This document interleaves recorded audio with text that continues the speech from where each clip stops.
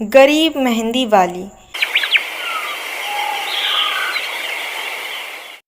अर्चना को शुरू से ही मेहंदी लगाने का शौक़ था। वो अपने सहेली के घर जाके उनके हाथों में मेहंदी लगाया करती थी। अर्चना एक गरीब परिवार की लड़की थी। अर्चना के पापा किसान थे। अर्चना की शादी की उम्र हो गई थी। एक बार सेठ मुरली अर्चना के घर आए। सेठ मुरली पास के गांव के ही थे। सेठ मुरली का अपने गांव में कपड़ों का व्यापार था। सेठ मुरली अर्चना के पिताजी से गेहूं खरीदने आए थे। अर्चना तब अपने सहेली के हाथ में मेहंदी लगा रही थी। अरे अर्चना बेटा, एक गिलास पानी लेके आओ ना सेठ जी के लिए। हाँ पिताजी, लाई। सेठ मुरली को अर्चना का स्वभाव बहुत अच्छा लगा। दूसरे दिन सेठ मुरली ने अपने बेटे के लिए अर्चना का हाथ मांग लिया। अर्चना के माता पिता बहुत खुश थे और अर्चना की शादी के लिए मान गए थे। अर्चना की शादी सेठ मुरली के बेटे से हो गई थी।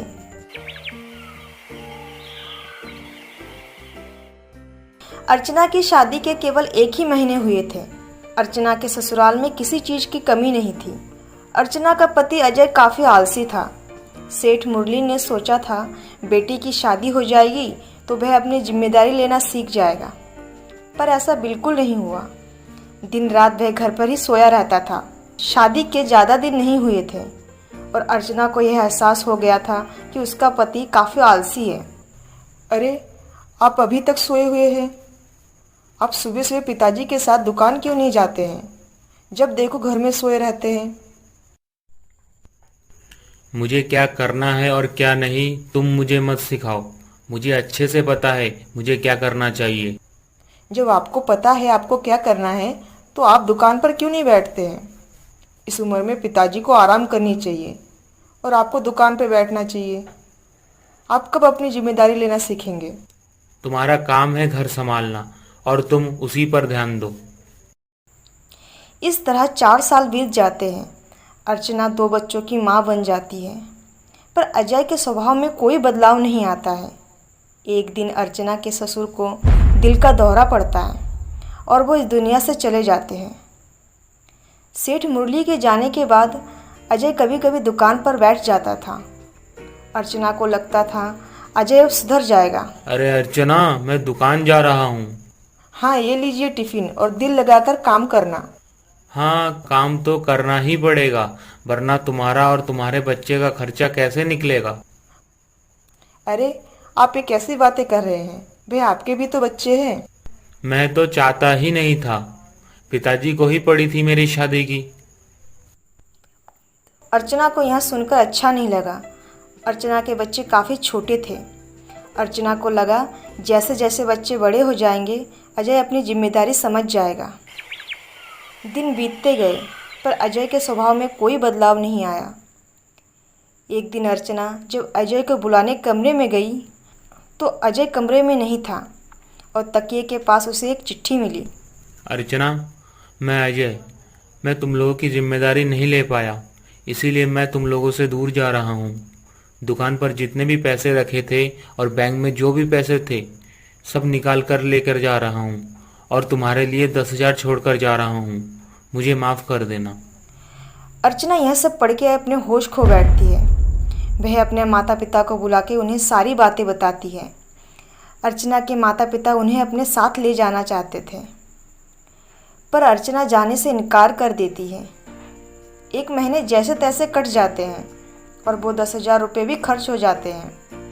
अब अर्चना के सामने उनके 2 बच्चे की परवरिश का मुद्दा सामने आ जाता है। तब अर्चना ने फैसला किया वो ऐसे गरीबी में ज़िंदगी नहीं बिताएगी, पर उसे समझ नहीं आ रहा था कि क्या करे। एक दिन उसकी सहेली मीना उसके घर आती है। अर्चना उसे सारी बातें बताती है। यह तो बहुत बुरा हुआ तेरे साथ। इतने दिनों बाद मुझे इस हालत में मिलेगी तू कभी सोचा नहीं था। और तू परेशान क्यों हो रही है? तेरे पास तो बहुत अच्छा हुनर है। मतलब? अरे तू भूल गई, तू शादी से पहले कितनी अच्छी मेहंदी लगाती थी और तेरी मेहंदी के डिज़ाइन सबको कितनी अच्छी लगती थी। तू मेहंदी लगाना शुरू कर दे, आजकल हर किसी को मेहंदी लगाना पसंद है। अर्चना को मीना का सुझाव अच्छा लगा। दूसरे दिन अर्चना बहुत सारी मेहंदी लेके बाजार पहुंच गई और एक कोने में बैठ गई। तभी एक औरत उसके पास आती है। क्या तुम मेरे हाथों में मेहंदी लगा दोगी? हाँ, क्यों नहीं, आप बैठिए, मैं अभी लगा देती हूँ। मुझे पहले एक हाथ में लगाना है। अगर मुझे सही लगा तो मैं दूसरे हाथों में भी लगा लूँगी। कितने पैसे लोगी? एक हाथ के 100 रुपये। अर्चना के मेहंदी के डिजाइन उस औरत को अच्छी लगी। उसने दोनों हाथों में मेहंदी लगा ली। इस तरह अर्चना सुबह से शाम तक दूसरे के हाथों में मेहंदी लगाया करती थी। अर्चना के मेहंदी के डिज़ाइन लोगों को काफ़ी पसंद आने लगी। अर्चना ने काफ़ी ग्राहक जमा कर लिए थे।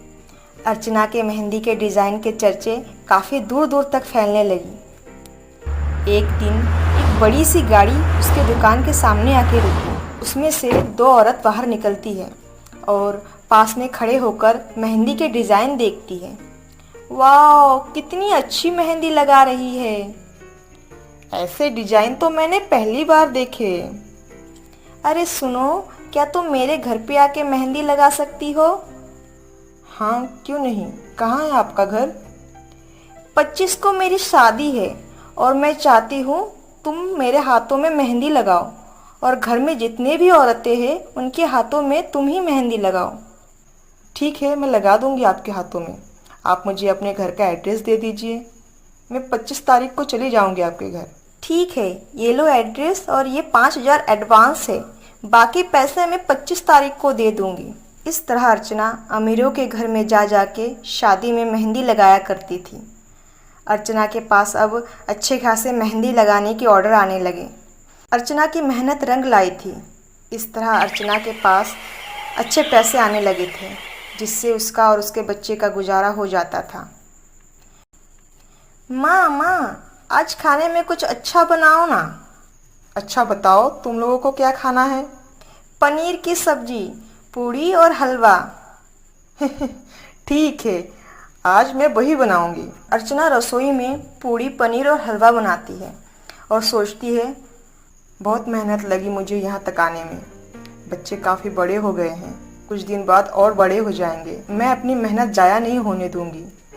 मैं और मेहनत करूंगी और अपने दोनों बच्चों को अच्छी लाइफ दूंगी। ऐसे कुछ महीने और बीत जाते हैं। एक दिन अर्चना अपने रसोई में खाना बना रही होती है।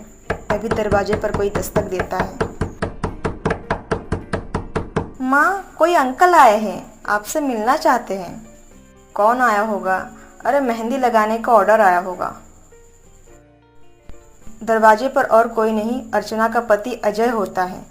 अर्चना देख के चौंक जाती है। अर्चना, कैसी हो? देखो, मैं वापस आ गया। अब मैं तुम्हें और बच्चों को छोड़कर कभी नहीं जाऊंगा। अजय, जहाँ हो वहीं रुक जाओ।